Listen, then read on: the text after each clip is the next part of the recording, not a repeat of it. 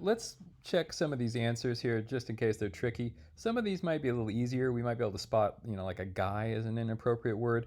But we'll also see some examples of figurative language. Solid, they don't really mean solid like a rock. I mean, they mean that, there's some sort of evidence or substance there, right?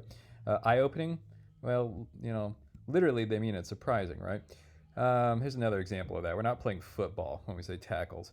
You'll also see some examples of phrasal verbs like it turned out or they come off, end up with.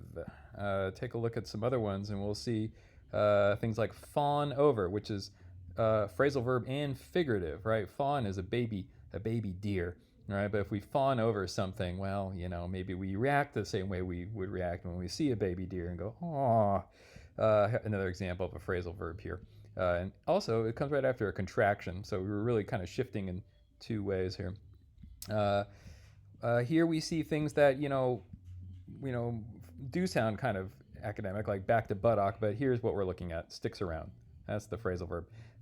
Notice that sometimes we have to sort of break in tone, like sweaty t-shirt, but notice how the writer puts the parentheses around it. This kind of helps the reader see that there's this is someone else's kind of term here. That deals effectively with it. Another example of that would be up here when we say blonde bombshell. That's okay. That's a way to sort of set it aside from the rest of the text. What's not working so well is back up. There's a phrasal verb here. Using first person plural, we are. If we're talking about everybody, that's appropriate. That makes sense, right? We'll talk more about person in a moment.